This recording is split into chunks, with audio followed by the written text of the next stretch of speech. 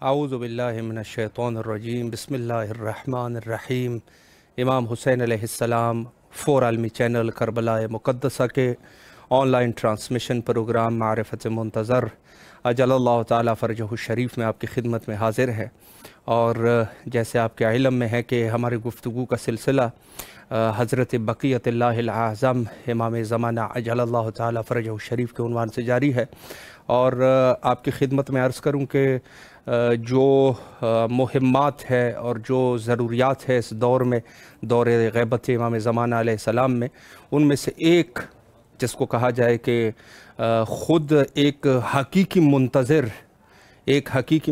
की क्या ख़ुसूसियात होने चाहिए, क्या उसके ख़साइस होने चाहिए, ऐसी कौन सी चीज़ें हैं जो उनके वजूद में होनी चाहिए ताकि एक हकीकी मुंतज़िर कहला सके। और अर्ज़ करूँ आपकी खिदमत में कि इनमें से जो चीज़ें साहिब मिक्यालुल मकारिम ने जो नकल की है उसमें से एक जो है वो ये है कि हकीकी मुंतज़िर जो होगा इमाम ज़मान अलैहिस्सलाम का, वो तर्के मुहर्रमात करेगा, यानी जो चीज़ें अल्लाह सुब्हानहु व तआला की तरफ से हराम की गई है उसको तर्क करने वाला होगा।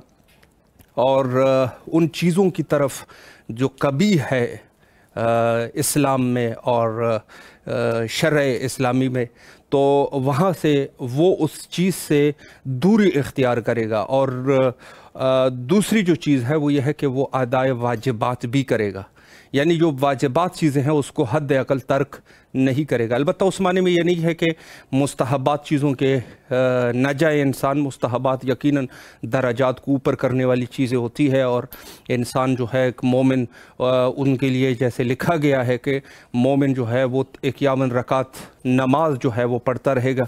और इसी तरीके से मज़ीद बहुत सारी चीज़ें जो कि मोमिन की उसमें बयान की गई है मोमिन के वस्फ़ में।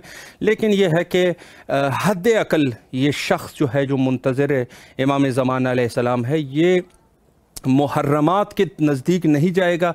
और मुहर्रमात के अलावा जो है ये शख्स जो चीज़ें जो है जो वाजिब चीज़ें हैं उनको भी अंजाम देगा। जैसे कि नमाज पंजगाना हो गए, ये ज़रूरी है कि जो ये शख्स जो है वो अंजाम देगा। और उसके अलावा जो है जो दूसरी चीज़ें हैं मिसले आप जो है कह सकते हैं रोज़ा माह रमज़ान में, तो इन चीज़ों को ये तर्क करने वाला नहीं होगा। चूँकि ज़ाहिर है कि जब आप वाजिब अगर मुस्तहब को छोड़ते हैं तो गुनाह नहीं है, लेकिन अगर किसी वाजिब चीज़ को आप तर्क करते हैं तो ये आपके नामा अमाल में गुनाह कबीरा लिखा जाता है। और ये इसको ये कहा जा सकता है कि ये शख्स जो है वो गुनाह से परहेज़ करने वाला होगा। तो ये वो चीज़ें हैं कि जो ज़रूरी है, जो लाज़मी है और हर मोमिन के लिए इस पर पाबंद रहना ये ज़रूरी है। तो ग़ैबत इमाम ज़माना अलैहिस्सलाम में चूँकि ये आज़माइश का दौर है, तो इस दौर में इस शख्स यानी इस मोमिन की जो मुंतज़िर इमाम ज़माना अलैहिस्सलाम है वो इन चीज़ों पर पाबंदी से अमल करने वाला होगा। और उसके अलावा जो है जैसे आपने भी गौर अगर करें कि हम कहें कि भाई ये वाजिबात को अदा करने वाला है, तो ये वाजिबात इतने आसान नहीं होते। क्योंकि मैंने तो सिर्फ़ ये कह दिया कि माह रमज़ान के रोज़े और पंजगाना नमाज है, लेकिन उसके अलावा जो है जो दूसरी चीज़ें ऐसी होती है जो वाजिब चीज़ें हो जाती है या मौके के महल पे वाजिब हो जाती है। बाज़ चीज़ें ऐसी होती है कि जो वक्त के तौर पे वो वाजिब हो जाती है। जैसे मसलन आप अर्ज़ करूँ आपकी खिदमत में कि एक नफ्स मोहतरम की जान बचाना, यानी एक शख्स है जो कि अगर आप उनको न बचाए तो वो फौत हो जाएगा, तो आपके ऊपर वाजिब है कि शख्स की जान बचाएं। या दूसरी बहुत सारी चीज़ें हैं जो इंसान को अंजाम देने चाहिए। ये सब के सब चीज़ें जो है वो वाजिबात में आ जाती है। तो फ़कत हमारे अगर हम वाजिबात की बात करते हैं तो ये ना हो कि हमारे जहन में सिर्फ ये चीज़ आ जाए कि बस ये है कि हम लोगों ने नमाज जो पंजगाना है वही सिर्फ वाजिब है या रोज़े वाजिब है। वाजिबात का दायरा जो है वो बड़ा वसी दायरा है और उसमें काफ़ी सारी चीज़ें आ जाती है कि जो वाजिबात में शुमार होती है। तो बस ये अर्ज़ करूँ आपकी खिदमत में कि वाजिबात का जो दायरा है वो काफ़ी वसी दायरा है। और उस वसी दायरे में अगर इंसान यही वाजिबात पे अमल करता रहे تو یہ ایک بہت بڑی چیز ہے اور وہ اعلیٰ درجے تک پہنچ سکتا ہے. یعنی علماء علم، علماء عرفان جو حقیقی اہل بیت علیہ السلام کے عرفان کو کسب کر چکے ہیں، ان کا یہ کہنا یہ ہے کہ اگر انسان یہی واجبات انجام دیتا رہے تو یہ شخص جو ہے وہ اعلیٰ درجے پر صاحب کرامت ہو جائے گا، صاحب کرامت ہو جائے گا. یعنی آپ اولیاء اللہ کی جو داستانیں سنتے رہتے ہیں اور دیکھتے ہیں کہ مثلا فلاں ولی اللہ نے یہ کرامت انجام دی، بعض نے یہ انجام دی، بعض نے وہ انجام دی، بعض کی امام زمان علیہ السلام سے ملاقات ہوئی، تو یہ سب کے سب جو ہے وہ کرامتیں ہیں اس کی، اور یہ کرامت جو ہے اس کے وجود میں ہے، اس کے تقوی کے برکات ہے.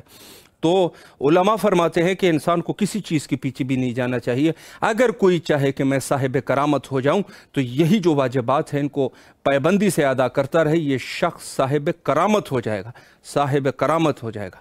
تو یہ واجبات جو ہے یہ بہت ہی اس کو ایسا نہیں سمجھنا چاہیے کہ یہ کوئی کم چیز ہے، یہ بہت بڑی چیز ہوتی ہے. اگر انسان یہی واجبات کو صحیح طریقے سے انجام دے سکے تو یہ میرے خیال میں اس کا جو ہے یہ کمال ہے. اور اسی طریقے سے واجبات کے ساتھ ساتھ محرمات کو ترک کرنا. آپ غور کریں، دنیا میں کچھ ایسے لوگ بھی ہوتے ہیں کہ جو بظاہر جو ہے نمازی ہوتے ہیں، بظاہر جو ہے تقوی کے لباس میں ہوتے ہیں، لیکن یہ لوگ جو ہے وہ حرام کے مرتکب ہوتے رہتے ہیں.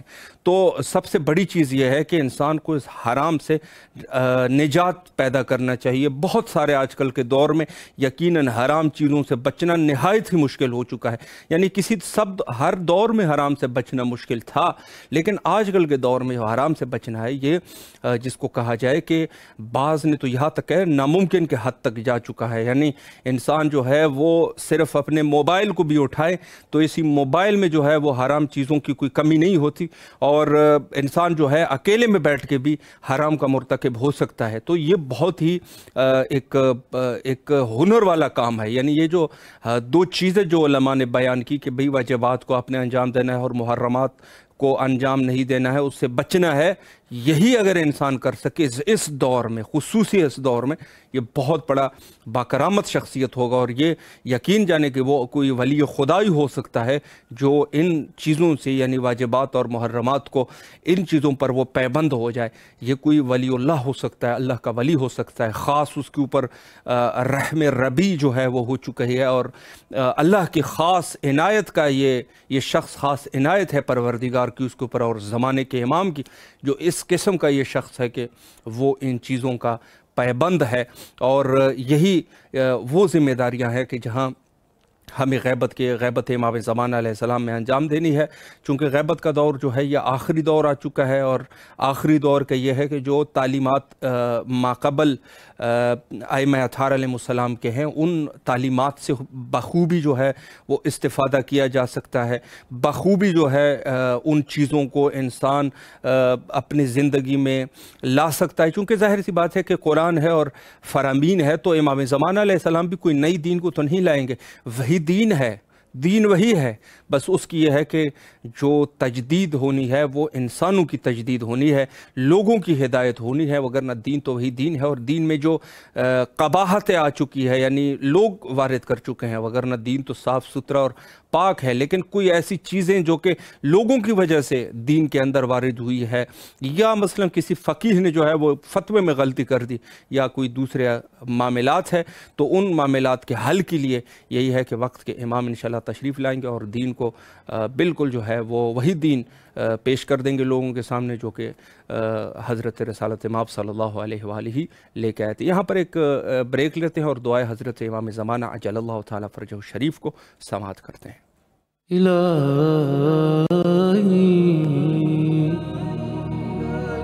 عظم البلاء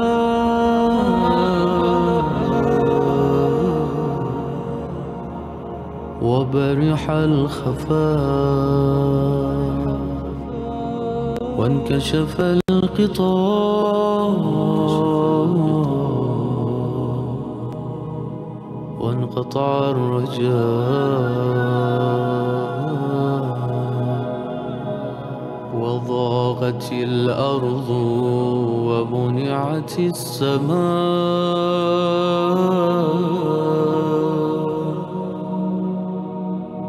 وأنت المستعان وإليك المشتكى وعليك المعول في الشدة والرخاء. اللهم صل على محمد وآل محمد أولي الأمر الذين فرضت علينا طاعتهم وعرفتنا بذلك منزلتهم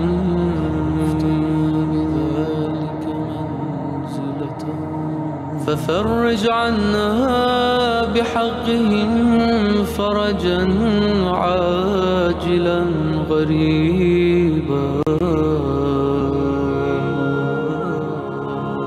كلمح البصر أو هو أقرب كلمح البصر أو هو أقرب.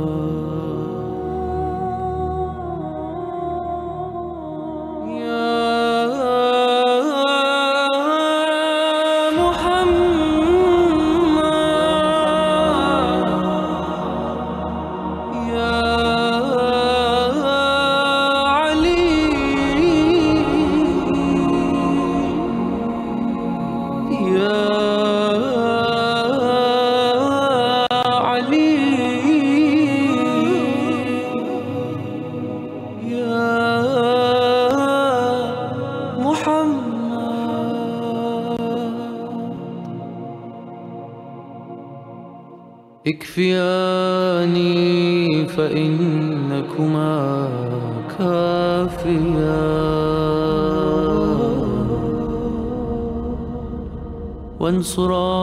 وانصراني فإنكما ناصرا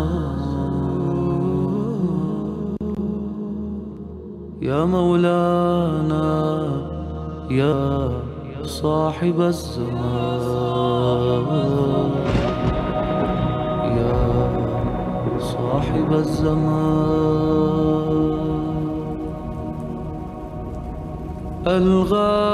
الغوث الغوث الغوث أدركني أدركني أدركني الساعة الساعة الساعة العجل العجل العجل يا أرحم الراحمين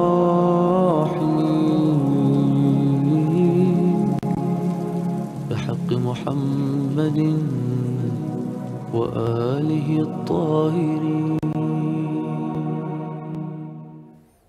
دوبارہ حاضر خدمت ہے اور اس وقت آپ دعائے حضرت بقیت اللہ الاعظم امام زمانہ عجل اللہ تعالی فرجہ الشریف کے دعا کے خوبصورت کلمات ملاحظہ فرما رہے تھے، اور یقیناً یہی ہر مومن کی دل کی آواز بھی ہے کہ وہ اپنے وقت کے امام کے ساتھ، یقیناً ہر مومن یہی چاہے گا کہ دعا کے ذریعے سے اپنے وقت کے امام کے ساتھ رابطے کو قائم کیا جا سکے، اور یہ ہر مومن کی دلی خواہش ہے.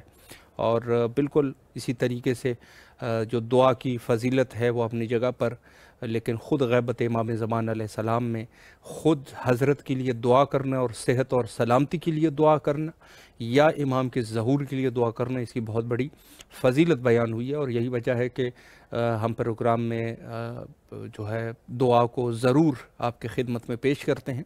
اس سے جو ہے ایک خاص لطف مومن جو ہے وہ حاصل کر سکتا ہے، اور خاص لطف جو ہے وہ مومن لے سکتا ہے، اور یہ اس کی خاص جو ایک فوائد ہے اس کی طرف بھی ہمیں متوجہ ہونا چاہیے۔ تو انشاءاللہ العزیز پروگرام کے سیگمنٹ میں عالی جناب مولانا علی شہیدی النجفی صاحب ہمارے ساتھ انشاءاللہ رہیں گے۔ کنٹرول روم سے کوشش کر رہے ہیں کہ ان کے ساتھ انشاءاللہ رابطہ کیا جا سکے اور حاضر خدمت رہ سکے، اور انشاءاللہ العزیز پروگرام کو اسی ٹاپک پہ کہ منتظرین امام زمان علیہ السلام کے کیا خصائص ہونے چاہیے اور کیا ایسی چیزیں ہیں کہ جو کہ ایک منتظر کے لیے، جو امام زمان علیہ السلام کا منتظر ہے، اس کی وہ خصائص اس کے اندر پائے جا سکے۔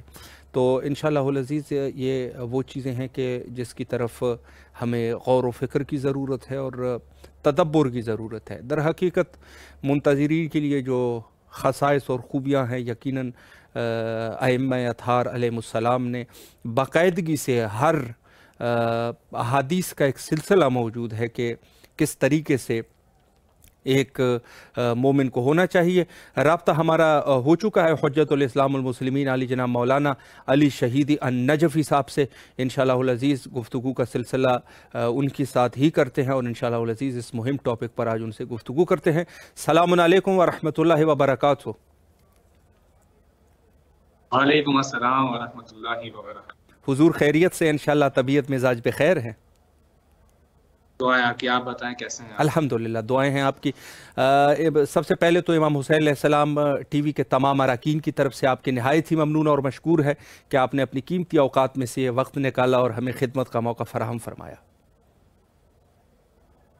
بہت بہت شکریہ، آپ نے مدعو کیا اور ہم بھی سلامت رہے، سلامت رہے سرکار۔ جی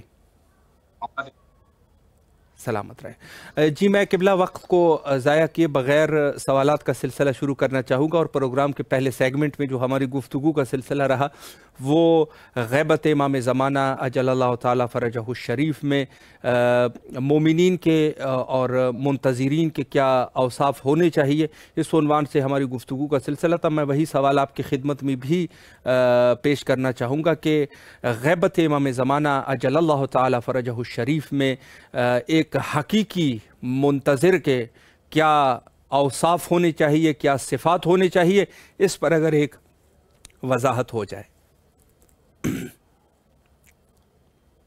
اعوذ باللہ من الشیطان اللعین الرجیم، بسم اللہ الرحمن الرحیم، وبہ نستعین وہو خیر المعین، رب اشرح لی صدری ویسر لی امری واحلل عقدۃ من لسانی یفقہوا قولی، رب زدنی علما۔ یہ جو آپ نے سوال بیان کیا ہے، اور یہ واقعی ایک مہم سوال ہے کہ منتظر کیسا ہو۔ ایک ہوتا ہے منتظر، ایک منتظر انتظار کرنے والا، منتظر جس کا انتظار کیا ہے۔ میرا یہ کہنا کہ میں منتظر امام ہوں یہ بہت آسان ہے، اور یہ مہم نہیں ہے۔ مہم یہ ہے کہ وہ منتظر جو ذات ہے امام علی مقام کی، وہ یہ کہے کہ یہ میرا حقیقی منتظر ہے، وہ یہ کہے کہ یہ میرا بے شک، وہ یہ کہے کہ ہاں یہ میرا ہے۔ جیسا کہ امیر کائنات نے اپنے اصحاب کے بارے میں کہا تھا نا کہ یہ میرے اصحاب ہیں۔ سبحان اللہ۔ شہادت کے بعد امام فرماتے تھے عمار کہاں گئے؟ ایسے امام کو سپاہی چاہیے، ورنہ امیر کائنات اپنے زمانے میں نہیں کہتے ہیں کہ میرے جو ہے وہ 10 سپاہی لے لو اور سامنے سے معاویہ کا 1 سپاہی دے دو۔ فرمایا کیوں مولا ایسی بات کر رہے ہیں؟ کہا اس لیے کہ میرے اصحاب جانتے ہیں میں حق پر ہوں، اس کے بعد میری اطاعت نہیں کرتے، جبکہ معاویہ کے سپاہی جانتے ہیں کہ وہ حق پر نہیں ہے، اس کے باوجود اس کی ایسی اطاعت کرتے ہیں کہ جیسے وہ حق پر ہو۔ تو حقیقی منتظر تو وہ ہوتا ہے، منتظر یہ کہے کہ تم میرے واقعی انتظار کرنے والے ہو۔ میں کیسے بنوں گا حقیقی منتظر؟ حقیقی منتظر کیسے بنوں گا؟ آغا تقی بیجر سے کسی نے سوال کیا کہ آغا صاحب جب ہم نماز پڑھتے ہیں تو نماز کے اندر مختلف خیالات آتے ہیں کہ میرا فلاں کام رہ گیا ہے یا بچے کا کام رہ گیا وغیرہ، میں کیا کروں کہ میری اس نماز کے اندر مجھے صرف اللہ یاد رہے؟ تو آغا تقی بیجر مرحوم رحمۃ اللہ علیہ بہت ہی خوبصورت جواب دیتے ہیں۔ آغا فرماتے ہیں کہ آپ اپنی زندگی کے روزانہ کے 23 گھنٹوں میں اللہ تعالیٰ کو لے آئیے، اس نماز کے اندر اللہ تعالیٰ خود آ جائے گا۔ مسئلہ یہ ہے کہ میں نے اپنی زندگی کے اندر روزمرہ کے اندر میں نے امام زمانہ کو یاد کرنا چھوڑ دیا۔ میرا فریضہ تھا کہ میں امام کو ہر لمحہ یاد رکھوں، ہر عمل میں یاد رکھوں، کہ کوئی عمل تو نہیں ہے کہ جو مجھے امام زمانہ سے دور کر رہا ہے۔ چونکہ جب شب جمعہ میرا نامہ امام زمانہ کی خدمت میں جائے گا تو ایسا نہ ہو کہ زمانے کے امام میرا نامہ اعمال دیکھ کے رونے لگے. میں تو ایک طرف کہتا ہوں کہ لعنت ان لوگوں نے امام کو رلایا, امام سجاد کو رلایا, لیکن میں اپنے اعمال سے کیا کر رہا ہوں؟ آیا میرے نامہ اعمال دیکھ کے امام کو خوشی ہو رہی ہے یا امام حالت غم میں جا رہا ہے؟ آج ہم نے اور آپ نے امام کے انتظار کو مختص کر دیا ہے 15 شعبان کے ساتھ, کہ جب 15 شعبان آئے گی تو ولادت امام زمانہ ہوگی. اس کے بعد ہمیں پورا سال یاد نہیں رہتا. ہم اپنی زندگی کے جو بھی مناسبات انجام دیتے ہیں, چاہے وہ شادی کی تقریب ہو یا چاہے وہ کوئی بھی اعمال انجام ہو یا کوئی بھی چیز ہو, ہمیں امام زمانہ یاد نہیں رہتا. لیکن اگر مجھے اپنی زندگی کے اندر ہر لمحہ امام یاد رہے تو میری زندگی تقوی اور پرہیزگاری کے ساتھ نہ صرف گزرے گی بلکہ خود زمانے کا امام میرا چاہنے والا ہے. اور مہم زندگی کا یہ ہے کہ وہ کہے کہ ہاں تم میرے منتظر ہو. میں آپ کی خدمت میں ایک واقعہ, اچھا آج ہمارے زمانے کے لوگوں میں آپ پوچھیں کہ امام زمانہ کو دیکھا ہے تو وہ یہ کہتے ہیں کہ وہ تو ظہور کے بعد یا دیکھا جائے گا, ٹھیک ہے, اور کسی نے اگر دیکھنے کا دعویٰ کرے تو جھوٹا ہو جاتا ہے. مسئلہ یہ ہے کہ کیا میں تو امام کو نہیں دیکھ پا رہا, کیا امام بھی مجھے نہیں دیکھ پا رہا؟ نا, امام مجھے ہر لمحہ دیکھ رہا ہے. امام عصر و زمان فرماتے ہیں تمہاری محافلوں میں اور بازاروں میں آتے ہیں, ہم تمہیں دیکھا کرتے ہیں, لیکن افسوس وہاں ہوتا ہے کہ جب میں اپنی روزمرہ کی زندگی میں امام زمانہ کو یاد ہی نہیں رکھ رہا. ایک زمانے کے اندر خدمت واقعہ کرتا چلوں کہ کے اندر ایک پھل کے اوپر, انار کے اوپر کچھ دشمنان دین اسلام کے نام لکھے ہوئے آ گئے. تو بادشاہ کی خدمت میں عرض کیا ان کے چاہنے والوں نے کہ یہ انار جو ہے وہ اللہ تعالیٰ اگاتا ہے, اور یہ انار جو ہے کچھ لکھا ہوا آیا ہے تو یہ قدرت من اللہ ہے, اور نام لکھا ہونے کا مطلب ہے کہ وہ ذات حق پر تھی, لہٰذا آپ جو ہے فیصلہ کریں. اس زمانے کے علماء تشیع کو بلایا گیا اور کہا کہ آپ اس کا جواب لا کے دیں. علماء تشیع نے اپنے زمانے کے جو بہت ہی متقی اور پرہیزگار علماء تھے ان کو جمع کیا, اور جمع کرنے کے بعد کہا کہ بھائی دیکھو مسئلہ چونکہ قدرت کا ہے تو لہذا جواب بھی اس سے لیا جائے گا کہ جس کو قدرت کے رازوں کا پتہ ہو. عام مطلب جواب دے نہیں سکتا, لہذا ایک عالم کا انتخاب کیا گیا. تقویٰ پرہیزگاری بہت بلند تھے, اور ان سے کہا گیا کہ آپ توسل کریں امام عصر و زمان سے تاکہ وہ جواب بیان کر فرمائیں. 40 دن تک اس عالم نے عمل انجام دیا تاکہ امام زمانہ علیہ السلام سے ملاقات ہو. جب امام زمانہ سے ملاقات ہوئی 40ویں دن تو امام نے کہا کہ میں تمہارا امام ہوں. تو وہ عالم کہتے اور بتاؤ کیا تمہارا مسئلہ ہے؟ تو عالم کہتے ہیں کہ اگر آپ میرے امام وقت ہے تو آپ کو تو میرا مسئلہ پتہ ہونا چاہیے. امام نے کہا بالکل. امام نے جواب دیا, امام نے کہا جو تمہارا بادشاہ ہے اس کا جو وزیر ہے, اس وزیر کے گھر میں اوپر کی طرف ایک کمرہ ہے, اس کمرے میں ایک صندوق ہے, اس صندوق میں ایک برتن موجود ہے. یہ وزیر کیا کرتا ہے جب پھل بڑا ہونے لگتا ہے تو یہ برتن جا کے اس پھل پہ باندھ دیتا ہے. اس برتن کے اندر یہ نام نقش ہے اور یہ پھل بڑا ہونے لگتا ہے اور یہ نام اس پھل کے اوپر نقش ہو جاتے ہیں. صحیح. وہ عالم نے ایک بات کہی اور سامنے سے امام نے ایک بات کہی. عالم کہتے ہیں کہ مولا مجھے میرا جواب مل گیا, اللہ اور میں یہ جواب جا کے دوں گا, لیکن میرا ایک سوال ہے آپ سے. آپ کو پتا ہے میں کتنا پریشان تھا؟ امام نے کہا بالکل. کہا آپ کو پتا ہے میں 40 دن سے یہاں بیٹھا ہوا عمل انجام دے رہا ہوں؟ امام نے کہا بالکل. کہا پھر بھی آپ 40ویں دن آئے ہیں. اب امام عصر و زمان جواب آپ کے اور میرے لیے. امام فرماتے ہیں کہ جب تم نے اس عمل کی شروعات کی تھی نا تو تمہارا ارادہ تھا کہ تم 40ویں دن مجھ سے ملو گے. اگر تم نے پہلے دن کا ہوتا میں تم سے پہلے دن ملاقات کرنے آ جاتا. سبحان اللہ. مسئلہ یہ ہے کہ ہم منتظر ہونے کا دعویٰ تو کر رہے ہیں لیکن ہم اور آپ امام زمانہ سے ملنے کی کبھی خواہش نہیں کر رہے. بالکل. ہم کہہ رہے ہیں ہاں منتظر ہے, لیکن میرے کسی عمل سے یہ نظر نہیں آتا کہ میں واقعی امام زمانہ کا منتظر ہوں. میرے کسی اعمال سے ہی پتہ کہ دیکھنے والا کہے کہ یہ واقعاً کسی کے انتظار میں ہے, یہ واقعاً اس ذات کے انتظار میں ہے کہ جس نے ایک دن آنا ہے, جس نے ایک دن قیام کرنا ہے, ایک دن خروج کرنا ہے, حق و باطل کا فیصلہ ہو جانے والا ہے. بلکہ میں آج اپنی زندگی اس طرح گزار رہا ہوں کہ جیسے یا تو مجھے دنیا سے کبھی جانا ہی نہیں ہے, اور اگر جانا بھی ہے تو جیسے امام زمانہ سے کوئی ملاقات ہے ہی نہیں. انتظار کرنے کا مطلب یہ نہیں ہوتا کہ میں یہ کہوں کہ ہاں منتظر ہوں, بلکہ اپنے آپ کو مطیع بنانا ہے, اپنے آپ کو اطاعت گزار بنانا ہے, اپنے آپ کو ایسا بنانا ہے کہ زمانے کا امام اگر آواز دے تو میں نے ہر چیز کی پرواہ کیے بغیر امام زمانہ کی جانب چلے جانا ہے. آیت اللہ بڑو جدی کا مشہور واقعہ کہ آگے بڑو جدی ایک دفعہ درس دے رہے تھے, آگے بڑو جدی نے کہا کہ آپ شکر کریں کہ آپ زمانہ غیبت امام زمانہ میں ہیں. جو لوگ موجود تھے وہ غصہ ہو گئے, ناراض ہو گئے آگا پہ کہ یہ آپ نے کیسی بات کہہ دی کہ ہم امام زمانے کی غیبت کا دور گزارے اور آپ کہہ رہے ہیں یہ اچھی بات ہے جی تو لوگ ان کو مارنے کے لیے چلے گئے. بہرحال آقا صاحب اپنے گھر میں آئے, رات کے ٹائم دستک ہوئی دروازے پر, جب دروازہ کھولا تو کیا دیکھتے ہیں, وہ ان کا خادم تھا جو مسلح وغیرہ اٹھایا کرتا تھا.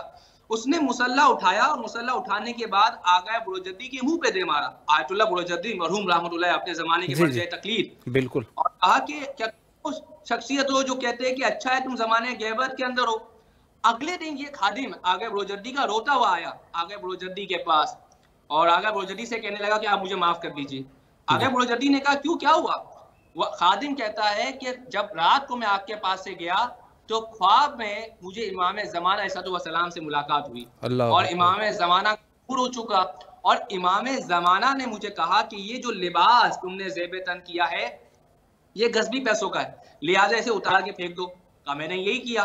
کہا پھر میرے مولا نے مجھے کہا کہ یہ تمہاری زوجہ ہے یہ تمہاری رضائی بہن ہے, اور رضائی بہن سے شادی نہیں ہوتی, لہٰذا اس سے دوری اختیار کرو. میں نے کہا ٹھیک ہے. کہا میرے مولا نے مجھے ایک بات کہی, اور میرے مولا نے مجھے کہا کہ تمہارے بیٹوں نے قتل کیا ہے, لہذا قصاص کے طور پہ ان کو قتل کیا جائے گا, لہذا یہ لو تلوار اور ان کا سر قلم کر دو. کہا امام کا یہ کہنا تھا, میں نے تلوار لے کے امام کی طرف پھینک دیا, اور میں نے کہا کہ اگر تو زمانے کا امام ہے تو میرا امام ایسا نہیں ہو سکتا. کہا میری آنکھ کھل کے مجھے سمجھ آ گیا کہ میں واقعا زمانے غیبت کے اندر خوش قسمتی ہے, کیونکہ میں نے ابھی تک اپنے آپ کو مطیع نہیں بنایا, میں نے اب تک اپنے آپ کو ایسا اطاعت گزار نہیں بنایا کہ امام زمانہ حکم دے اور میں چلا جاؤں. آیت اللہ اصفہانی مرحوم رحمۃ اللہ علیہ اپنے بیت خارج میں ایک دفعہ کہنے لگے کہ روایت پڑھنے لگے آغا کہ اگر 313 اصحاب ہو جائے تو میں ظہور کر جاؤں. وہاں جو طلاب موجود تھے کہا کہ ہم اتنی بڑی تعداد میں علماء کرام موجود ہیں, بہت سارے مجتہدین موجود ہیں, کہ ہم میں 313 نہیں ہے, یا تو آگے اصفہانی روایت پڑھنے میں اشتباہ کر رہے ہیں یا روایت کا معنی کچھ اور ہے. کہا کیا کیا جائے؟ کہا امام زمانہ سے توسل کرتے ہیں تاکہ امام زمانہ سے جواب ملے. صحیح. ایک عالم انتخاب کیا گیا جس کے بارے میں سب کا یقین تھا کہ یہ تقوی پرہیزگاری میں ہم سب میں سب سے زیادہ ہے. اس عالم کا انتخاب کیا گیا کہ آپ تاکہ جو ہے یہ اعمال کو امام زمانہ سے جواب لے کر آئے. وہ عالم کہتے ہیں کہ میں مسجد سہلا آیا. مسجد سہلا وہ مسجد ہے کہ جس کے بارے روایت ہے کہ ظہور امام زمانہ ہوگا تو امام زمانہ یہاں قیام فرمائیں گے. وہ کہہ رہے مسجد سہلا آیا, اور مسجد سہلا آنے کے بعد میں نے اعمال کو انجام دیا. اس اعمال کے نتیجے میں میری روح جسم سے پرواز کر کے ایک نئے شہر پہنچ گئی, اور میں نے کسی سے پوچھا یہ کون شہر ہے, تو کہا یہ شہر امام زمانہ ہے. سبحان اللہ. کہا میں نے پوچھا کہ امام زمانہ کا گھر کہاں ہے؟ کہا سامنے دروازہ نظر آ رہا ہے. کہا جی. کہا یہ امام زمانہ کا گھر مبارک ہے. کہا میں فوراً سے گیا امام کے گھر, میں نے دق الباب کیا, دروازہ نوک کیا. ایک خادم باہر آیا. کہا کیا کام ہے؟ کہا امام زمانہ سے ملنے آیا ہوں. اللہ. کہا اچھا رکیے. خادم اندر جاتا ہے, امام زمانہ سے مل کے آتا ہے اور کہتا ہے کہ امام پوچھ رہے ہیں یہ بتاؤ آپ نے شادی کی یا نہیں کی ہے. صحیح. عالم بڑا حیران ہوتا ہے کہ میں بہت اہم مسئلہ لے کر آیا ہوں اور امام میری شادی کا مسئلہ سوال کر رہے ہیں. کہا نہیں, امام کہہ رہے بتاؤ شادی کی یا نہیں کی ہے. وہ عالم کہتا ہے نہیں شادی تو نہیں ہوئی میری. تو امام خادم کہتے ہیں امام نے کہا ہے کہ پہلے شادی کر کے آؤ پھر ملاقات ہوگی. اللہ. وہ عالم کہتا ہے کہ میرا شہر ہے, اس نئے شہر میں مجھے میں شادی کیسے کرتا ہوں, کوئی لڑکی نہیں دے گا. صحیح.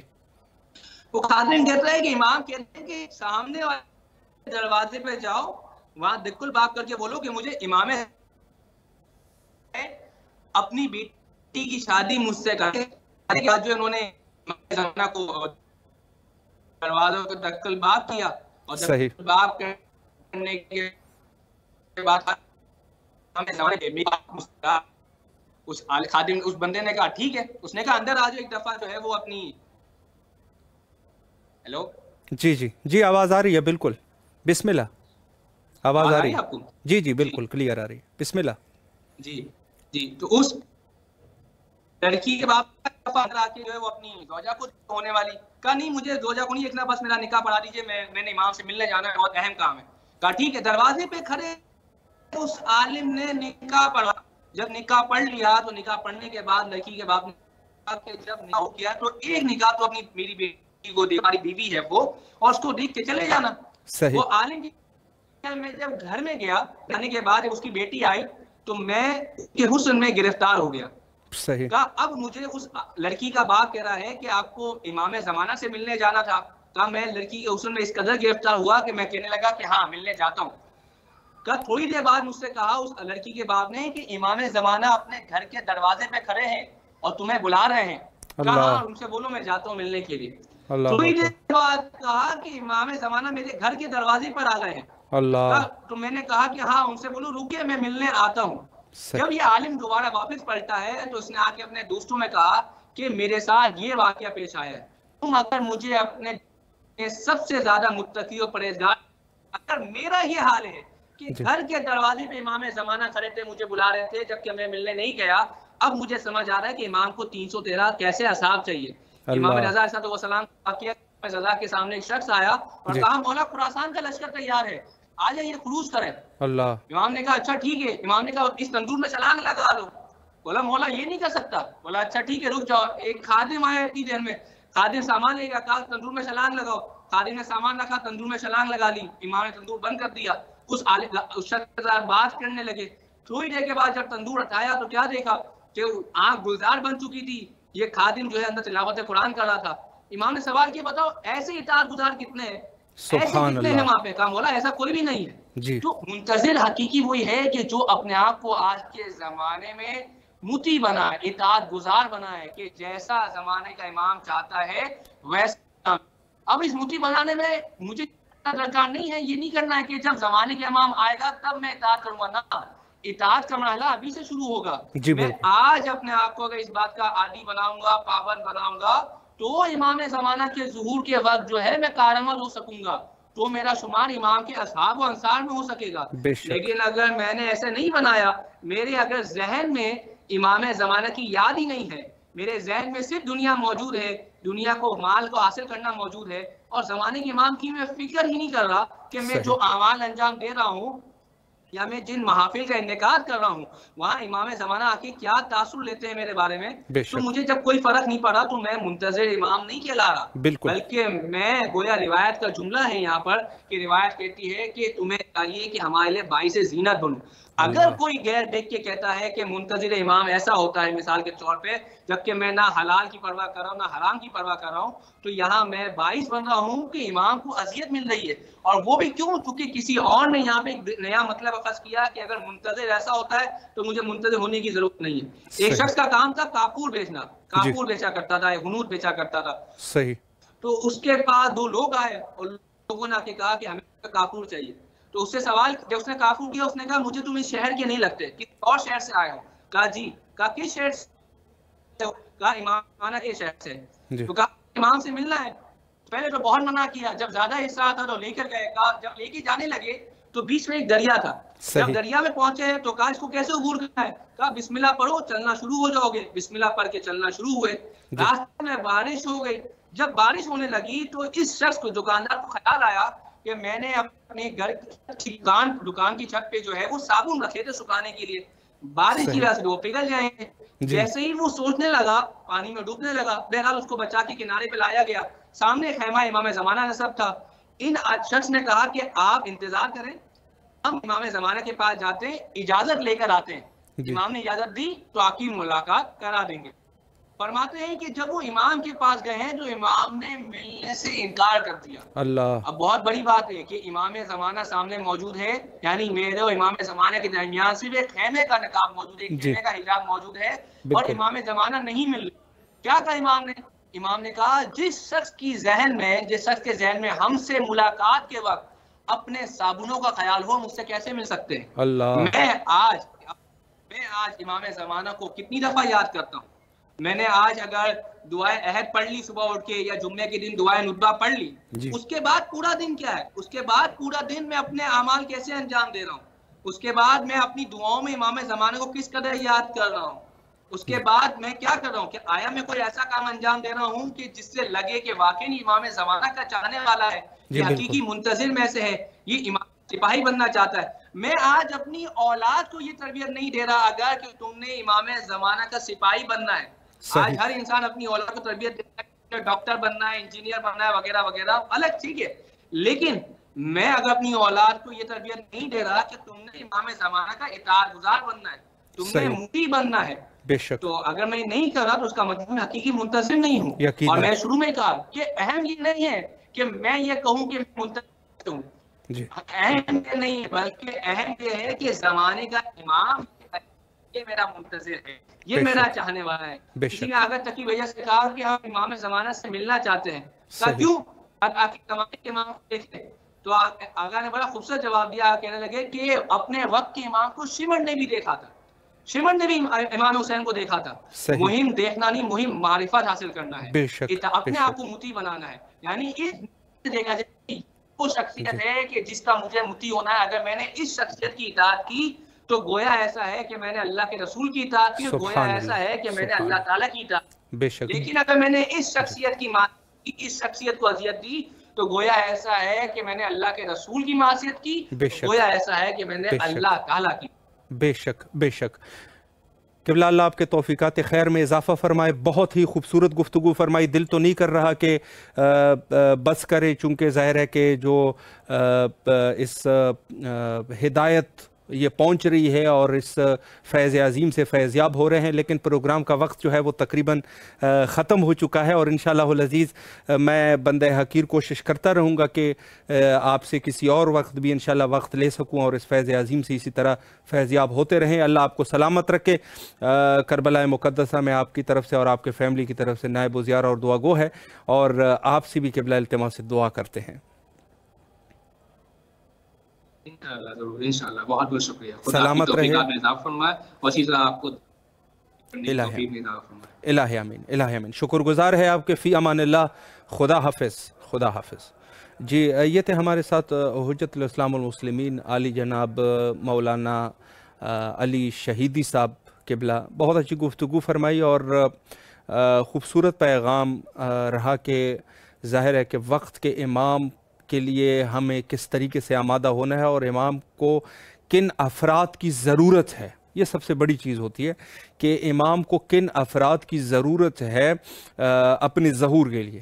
ظاہر ہے جب ہم کہتے ہیں 313 کی تعداد، تو 313 کی تعداد اس کی کیا توجیحات ہے، لیکن ظاہراً یہ ہے کہ امام کو کچھ خاص قسم کی لوگوں کی ضرورت ہے. خاص قسم کے ایسے لوگ ہونے چاہیے جو واقعاً امام کے لیے مخلص ہو اور اس راہ میں جو ہے وہ اخلاص کا ثبوت دے سکے. یہاں پر ایک چھوٹا سا بریک لیتے ہیں اور فرمان معصوم علیہ السلام سے مستفید ہوتے ہیں.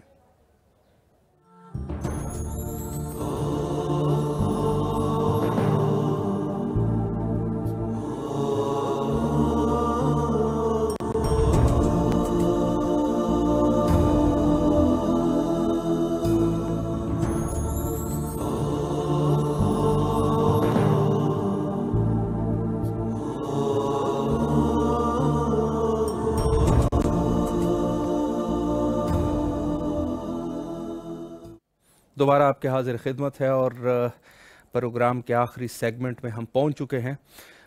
پروگرام کے آخری سیگمنٹ میں کوشش ہماری یہ ہوتی ہے کہ ایک پیغام امام زمانی آپ کی خدمت میں دے سکے. عرض یہ ہے کہ پیغام دینا یا نصیحت کرنا یہ ظاہر ہے کہ معصوم کا کام ہو سکتا ہے، یا پھر ان علماء اعلام کا کام ہو سکتا ہے کہ جنہوں نے سالہا محنت کی ہے اور سالہا اس خدائی رستے میں انہوں نے اپنی زندگیاں گزاری ہے. لیکن یہ ہے کہ انہی کے بدولت جو چیزیں ان سے پہنچی ہے، علماء سے پہنچی ہے یا ائمہ اطہار علیہ السلام سے پہنچی ہے، تو انہی چیزوں کو ہم آپ کی خدمت میں پیش کریں گے. اور عرض یہ ہے کہ اس وقت آپ حدیث کو بھی ملاحظہ فرما رہے تھے. امام موسیٰ کاظم علیہ السلام کی حدیث کے پروردگارہ حضرت امام زمانہ یعنی حضرت امام مہدی علیہ السلام کو بھیج دے، اور تاکہ آپ کے دشمنوں کا خاتمہ کر سکے. یعنی حدیث کے جو اصل فقرے ہے وہ یہ ہے کہ اس شخص کو بھیج دے کہ جس کے ذریعے سے آپ نے اپنے دشمنوں کا خاتمہ کرنا ہے. تو یہ ہے کہ دین اسلام کی سرفرازی کے لیے، دین اسلام کی سربلندی کے لیے، دین اسلام کو تمام ادیان پر غالب ہونے کے لیے اور لوگوں کو حقیقی اسلام سمجھنے کے لیے، اور تمام انبیاء، اولیاء، اوصیاء، ائمہ اطہار علیہ السلام ان سب کی جو محنت ہے، اس محنت کا پھل جو ہے اس کو پھل دینے کے لیے، اور مومنین جو ہے جو مشکلات میں گرفتار ہیں ان کی مشکلات کی گرفتاری کو حل کرنے کے لیے وقت کے امام حضرت امام زمانہ عجل اللہ تعالی فرجہ الشریف کو آنا ہی ہوگا۔ یعنی جتنی بھی امور الہیہ ہے، امور الہیہ جو موقوف ہے وہ حضرت امام زمانہ علیہ السلام کے وجود پر موقوف ہے۔ وہ جب تشریف لائیں گے تو نظام صحیح ہو سکتا ہے۔ غور آپ کریں کہ آج کل کے دور میں بھی لوگ کچھ اٹھ جاتے ہیں، مختلف ادیان میں سے اٹھتے ہیں، یا بعض لوگ جو جس کو کہا جائے کہ جو خدائی نہیں ہوتے، ان کا وہ اعتقاد جو ہے وہ خداوند متعال پہ نہیں ہوتا، وہ کہتے ہیں سب چیزیں جو ہے وہ ایسی ہی وجود میں آئی۔ ان لوگوں میں سے بھی اٹھ جاتے ہیں، کمیونسٹ ہوتے ہیں، دین سے تعلق رکھنے والے ہوتے ہیں، مختلف انجمنوں سے لوگ اٹھ جاتے ہیں، مختلف انجمنیں بنا لیتے ہیں، مختلف کمیٹیاں بنا دیتے ہیں، سب کچھ کر لیتے ہیں کہ ہم جا کے ایک اچھا نظام لے کے آ سکے، لیکن اچھا نظام نہیں لا سکتے، کیونکہ یہ نظام جو ہے یہ کچھ اس طریقے سے بگڑ چکا ہے، اس طریقے سے اس میں مشکلات پیدا ہو چکے ہیں کہ بس اوقات اس کو آپ ایسی بھی کہہ سکتے ہیں جیسے ایک موذی بیماری انسان کے وجود پہ نہ لگ جائے، یعنی انسان کے وجود پہ ایک ایسی موذی مرض لگ جائے کہ دنیا کے تمام ڈاکٹر جو ہے وہ عاجز آ جائے، وہ کہیں ہم کچھ نہیں کر سکتے، بھائی اس کو جانا ہی جانا ہے۔ یہ دنیا جو ہے اس کو ایک ایسا مرض لاحق ہو چکا ہے کہ اس میں چاہے کوئی کچھ بھی کرے، کوشش کرے، وہ مخلص ہوگا اپنے راستے میں، لاکھ دفعہ کوشش کرے، لیکن اس دنیا میں ہونا جو ہے کچھ ہونا بہت مشکل ہے۔ اس طریقے سے کسی نہ کسی حد تک کچھ نہ کچھ کر بھی لے گا، لیکن مکمل طور پہ ایک سوسائٹی کے پورے نظام کو چینج کرنا یہ کسی انسان کی بس کی بات نہیں ہے، چونکہ آپ دیکھتے ہیں کہ ایک شخص جو ہے وہ اٹھ جاتا ہے، وزیر اعظم ہو جاتا ہے، پھر یا صدر ہوتا ہے، یا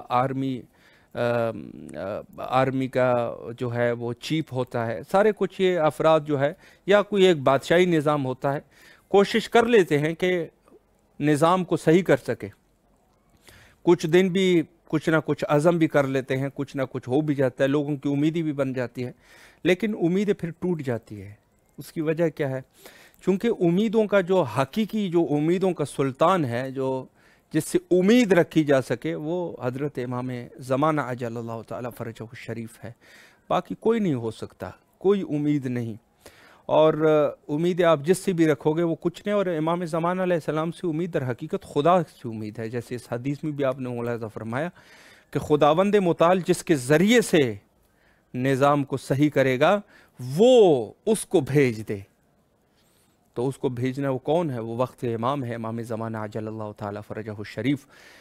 کثرت سے ہمیں دعا کرنی چاہیے، ہمیشہ دعا کرنی چاہیے، نمازوں میں اور مقدس مقامات پہ، مساجد میں، جہاں کہیں بھی ہو، وقت کے امام کے لیے دعا کرنی چاہیے۔ امر الہی ہے، امر الہی سے ہی امام ظہور فرمائیں گے، لیکن کچھ ذمہ داریاں جو ہے وہ ہماری بھی ہے کہ ہم اپنے وقت کے امام کے صحت و سلامتی کے لیے دعا کریں، اور ظہور میں تعجیل کے لیے بھی دعا کریں۔ البتہ تعجیل کے لیے ایک شرط ضرور ہے کہ سب سے پہلے اپنے اعمال کو صحیح کر لے، تو پھر جا کے تعجیل کی دعا کریں۔ ایسا نہ ہو کہ امام تشریف لے آئے اور ہماری آمادگی نہ ہو، تو یہ جو ہے وہ دعا جو ہے یہ ایک مذاق ہے جو آپ اپنے ساتھ کر رہے ہیں۔ تو ان چیزوں سے ہمیں ہر حال میں کسی نہ کسی طریقے سے ہمیں اس چیز کا خیال ہونا چاہیے کہ ہم جو دعا کر رہے ہیں، دعا سے پہلے خود اپنے اعمال جو ہے وہ بھی صحیح ہونے چاہیے۔ بین الحرمین تمام مومنین کی نیابت میں حجت خدا کے ظہور کے لیے دعا کرتے ہیں۔ اللہم عجل لولیک الفرج۔